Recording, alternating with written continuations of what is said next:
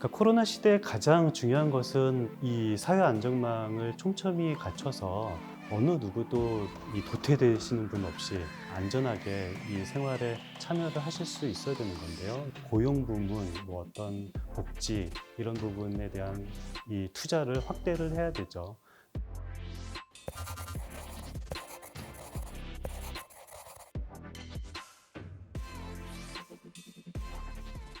네, 저는 나라살림연구소에서 일하고 있고요. 이상민이라고 합니다.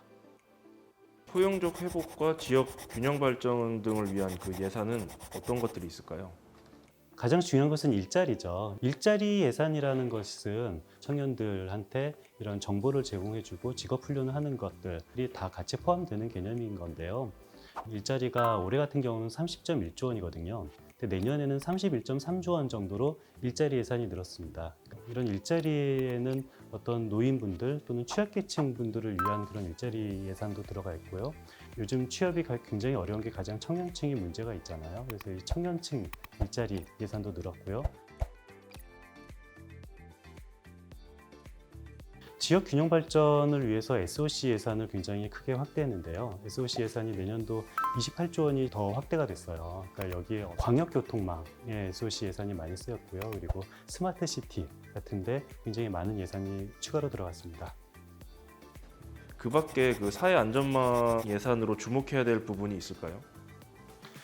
저는 내년도 사회 안전망 중에서 굉장히 눈여겨봐야 되는 새로운 부분이 천만남 이용권이라는 게 있어요. 이게 뭐냐면은 출산했을 경우에 200만 원을 지원하는 거거든요.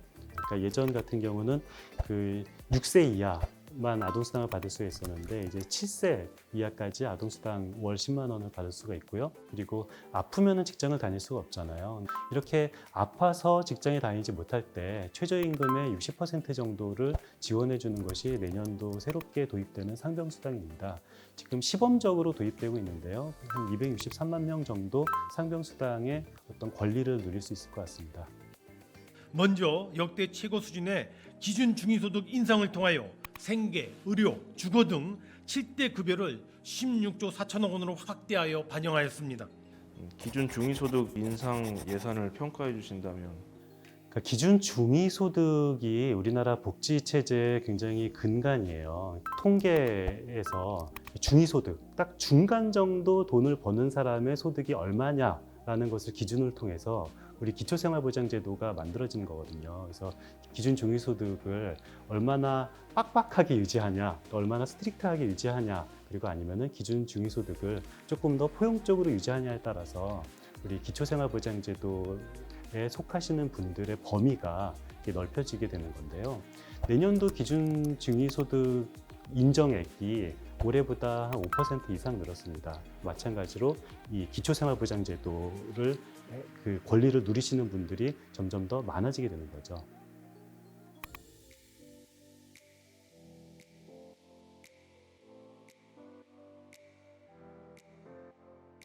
탄소 중립은 우리나라뿐만 아니라 전 세계적으로 국가들의 약속이에요. 탄소 배출을 하지 않겠다. 이것을 위해서 우리나라도 전 세계적인 약속이니까 당연히 지켜야 되는 거죠. 뭐 에너지, 이런 모빌리티, 국토, 산업 이런 부분에 대해서 지출되는 예산이 한 12조 원 정도 되고요. 탄소를 줄이면은 기존에 탄소를 많이 배출하고 있는 산업 있잖아요. 예를 들어서 화석 연료를 이용하고 있는 산업들, 이런 내연기관 자동차나 아니면은 뭐 이런 석탄 이런 산업에 종사하는 분들의 일자리는 없어지잖아요. 그래서 그런 분들을 위한 예산도 들어갔고, 또 뉴딜 관련된 예산 지출액은 한 34조 원 정도, 25년까지 160조 원이 들어가는데요. 그러니까 뉴딜 관련 예산이 크게 세 가지로 나눠져요. 그러니까 디지털 뉴딜이 있고요, 그린 뉴딜이 있고, 어떤 사람 투자, 요 세 개를 다 합쳐서 뉴딜이라고 하는데요. 내년도 디지털 뉴딜에 들어가는 돈이 9조 원 정도 되고요. 그리고 그린 뉴딜에 들어가는 돈이 13조 원 정도 됩니다. 그리고 사람 투자에 들어가는 금액이 한 11조 원 정도 될 계획입니다. 이렇게 정해진 22년 예산을 바르게 쓰려면 어떻게 해야 할까요? 예산은 편성보다 더 중요한 것은 집행인데요. 예산안을 더 모두가 같이 이해하고 국가 예산 지출이 도대체 누구에게 얼마나 제공되는지, 지출되는지, 보조되는지 이런 것들을 우리가 충분히 파악하고 관심을 가지고 있으면요, 이것이 더 효율적으로 집행되는 데 굉장히 큰 도움이 될 것입니다. 그걸 국민들이 좀 쉽게 찾아볼 수 있는 데가 있나요? 예산 정보는 다 공개되어 있습니다. 우리 열린재정이라는 굉장히 좋은 사이트가 있는데요. 전국에 있는 모든 부처가 세부 사업 단위까지 도대체 예산 편성이 얼마나 되어 있고, 그리고 현재 오늘 날짜의 집행액이 얼마 되고 있는지 이미 다 공개되어 있습니다. 그래서 열린재정 사이트를 한번 좀 자주 들어가 보시고요. 우리나라 정부 지출이 어떤 식으로 되고 있는지 파악하시면 큰 도움이 될 겁니다.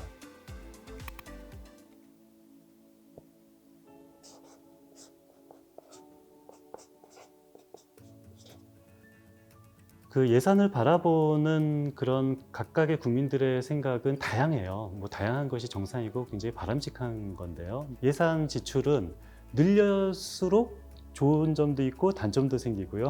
그렇다고 해서 안 쓴다고 해서 좋은 점도 있고 단점도 있어요. 무슨 소리냐면은 예산 지출을 너무 많이 하면은 국가 재정 건전성은 악화되는 거죠.